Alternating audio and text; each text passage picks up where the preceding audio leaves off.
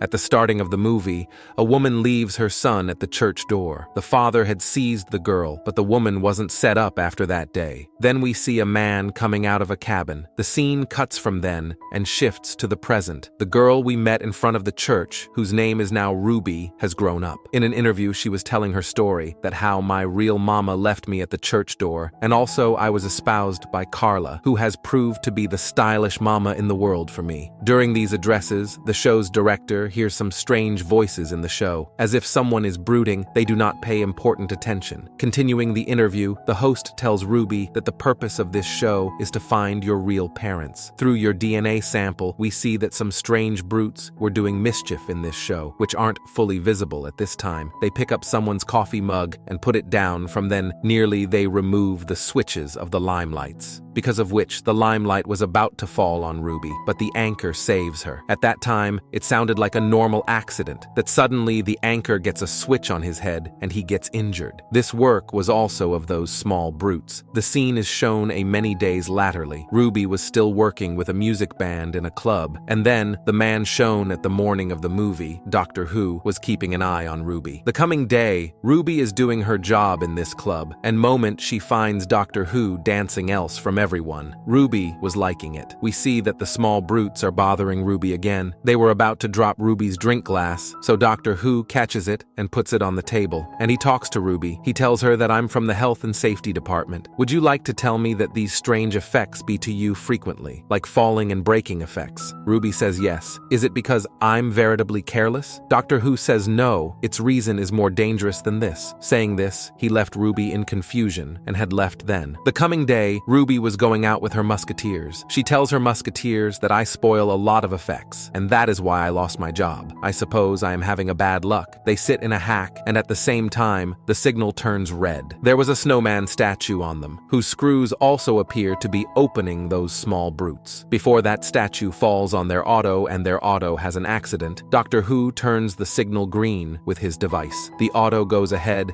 and this statue falls on Dr. Who. After that, Dr. Who disappears from then by sitting in his teleportation cabin. The coming day, Ruby was coming home from the grocery, and then too, those small brutes tear her grocery bag to bother her. Poor Ruby collects all the stuff, but the eggs were broken. She comes home and tells all this to her mama. Her mama tells her veritably happily that a new baby is coming to our house moment. She also gets agitated because moment was her birthday too. Ruby's mama, Carla, who raised her, runs an orphanage, but she raised Ruby like her own son. At her home, she gives the responsibility of this little girl to Ruby. She goes out of the house, and also Ruby gets a call from that anchor who was canvassing Ruby at the launch of the movie. She tells Ruby that through your DNA, your real mama and pater weren't set up from each over the world. At the same time, she was asking Ruby if anything bad happened to you after that day. A lot of effects went wrong with me. I had a lot of accidents. I fell off the boat. She was still veritably important injured. She was telling all this now that suddenly the Christmas tree kept with her also falls on her, and the call is disconnected. Ruby hears some sounds from the phone kept in the baby's room. As if someone is wishing her a birthday, she snappily goes to the baby's room and gets upset because the baby wasn't there. She sees under the bed and their camera is kept there. A picture was taken from their camera in which we could see the face of that little critter. Ruby sees the brutes going from over and follows them, where these brutes were taking the baby to the sky by putting her in a handbasket. Ruby also climbs up their graduation, and we see that Dr. Who comes then, who tries to follow Ruby and asks Ruby, why are you climbing this graduation hanging from the sky? Ruby says that the brutes are taking the baby. The croaker also jumps and climbs the same graduation, and telling Ruby about their brutes, he says that their name is Goblin. Now Ruby was also chancing it delicate to hang on this graduation. The croaker gives her similar gloves, which could fluently lift all the weight of Ruby. This graduation was attached to a boat flying in the sky. Dr. Who says that this is the place of leprechauns, where leprechauns eat children, and now they will eat us too. Ruby is spooked to hear this, and the leprechauns pull them up from the graduation. Leprechauns had locked both of them. Ruby says to the croaker that moment is my birthday. Hearing this, the croaker tells her that still, if moment is the birthday of both of you and that girl, then due to this coexistence, the leprechauns have picked up that girl, because coexistence makes the children further fun for the leprechauns. These leprechauns go after coexistence, luck, and similar effects. Now, as you had bad luck, so these leprechauns are after you. These leprechauns get to know about about the unborn concurrence in advance. They had known that that girl is going to come to your house on Christmas Eve. Ruby asks that how do you know all this? The croaker says that I've just set up out all this. Doctor Who had also released himself at this time as well as Ruby. They try to open these doors with the help of their widgets, but nothing was metallic then,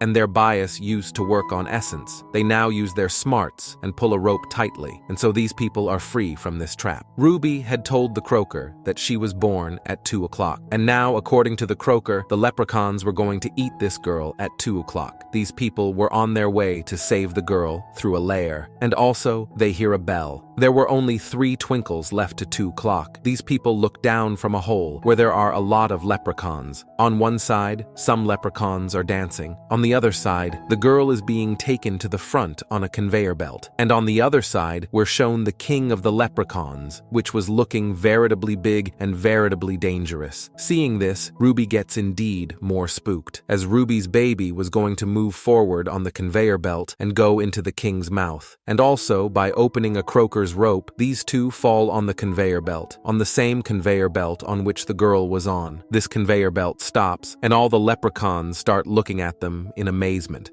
Doctor Who picks up the child in front of the king of the leprechauns. The king gets veritably angry. Now Doctor Who introduces himself to them and starts dancing to the song they're playing. The king and all the leprechauns are happy to see their cotillion. While dancing, Doctor Who himself wore a glove and gave the other glove to Ruby. As soon as they wear both the gloves, they take the girl with the rope and come down. Goblin King was veritably angry to see these two running down from them when these two had reached their home. Then Doctor Who takes his gloves back from Ruby because their charging was veritably low. Ruby was going to tell all this story to her mama, and Doctor Who forbids her to do so. Ruby, who was still spooked, felt that the leprechauns would surely come then to take their vengeance. Doctor Who tells Ruby to check all the switches in the house, because whatever the leprechauns did, it sounded like an accident in this world. Doctor Who felt that the leprechauns would make some kind of short circuit then. After all this, Ruby tells her mama that she didn't find any trace of her real mama and pater in this world. After hearing this, Carla becomes happy and says, "It's good, because I cannot partake you with anyone." After hearkening to them, the croaker says that I'm also an espoused child. Wow, coexistence. As soon as these words come out of Carla's mouth, Doctor Who forbids her to say these words, because as we know that the leprechauns come after coexistence, so they could have come then too. But this time, the word coexistence came out of the croaker's mouth too, 3 times. As soon as he does this, their house suddenly starts breaking. There's a crack in the roof of the house, and their flat is broken in half. The croaker checks the whole house and says, "Thank God they left." This was presumably their farewell gift, because the baby was also safe then. Indeed, the leprechauns had faded from their picture. The croaker was happy with all this until he set out that Ruby was also missing from her house. It did not just end then. Ruby wasn't only missing from her house, she was also missing from her mama's recollections, from this world. All this easily means that the leprechauns went to the history and took little Ruby with them. The croaker understands that he'll have to go back in time and fix all these effects. Sitting in his teleportation cabin, Doctor Who arrives on the same night when a lady left Ruby in front of the church. This is the same scene that we saw at the morning of the movie. The croaker sees that the leprechauns were taking Ruby up. The croaker climbs up the stairs, but the stairs break. On the other hand, the Goblin King was about to eat Ruby when suddenly